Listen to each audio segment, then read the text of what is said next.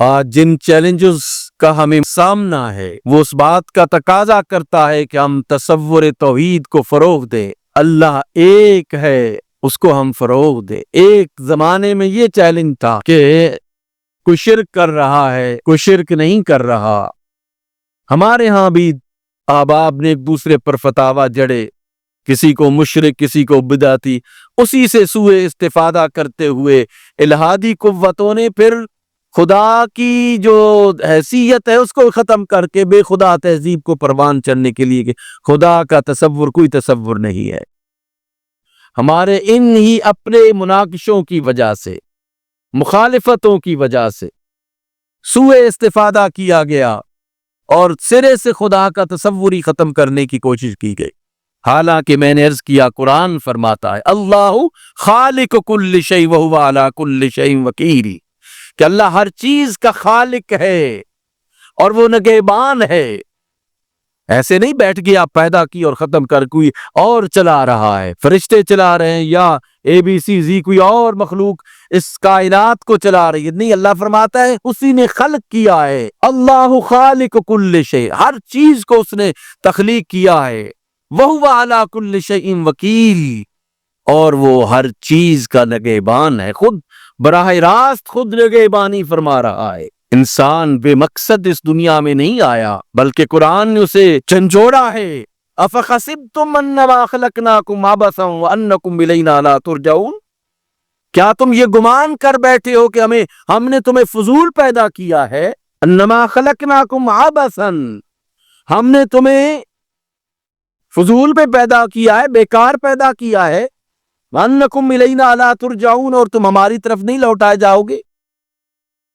پھر مقصد حیات انسانی بیان بھی فرمایا وَمَا خَلَقْتُ الْجِنَّ وَالْإِنسَ إِلَّا لِيَعْبُدُونَ، ہم نے جنوں اور انسانوں کو اپنی عبادت کے لیے پیدا کیا ہے۔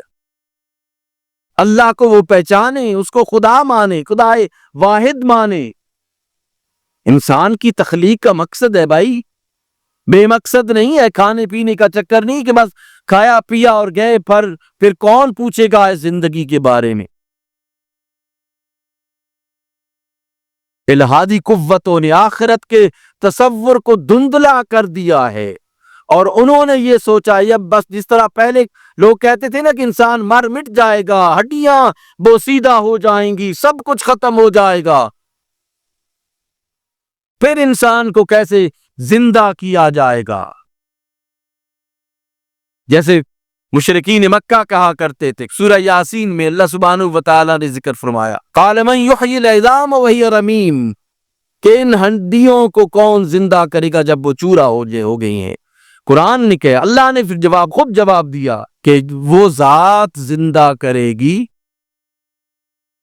جس نے پہلے پیدا کیا ہے ان ہڈیوں کو،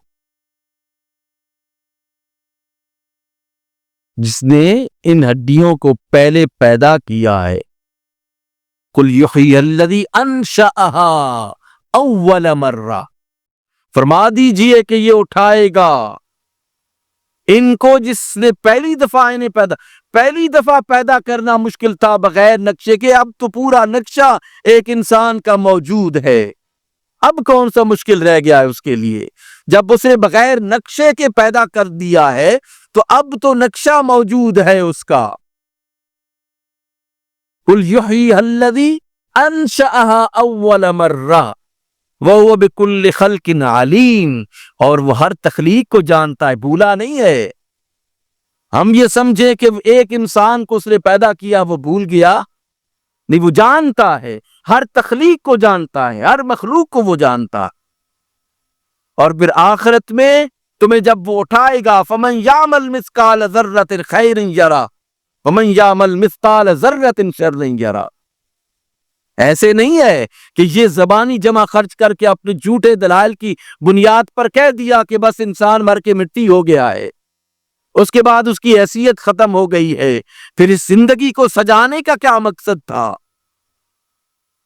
اگر یہی کچھ کرنا تھا تو اللہ فرماتا ہے کہ ایک ذرے کے برابر بھی تم عمل کرو گے تو وہ تم دیکھو گے، اچھا عمل بھی اور برا عمل بھی تم دیکھو گے۔ ایسے نہیں ہوگا، ایسے نہیں ہوگا اس لیے میں تمام احباب سے گزارش کرتا ہوں، اس الہاد کو اپنے گھروں میں، اپنی اولادوں میں نہ پھیلنے دیں۔ یہ بہت بڑا چیلنج اور خطرہ ہے مسلم معاشروں کے لیے۔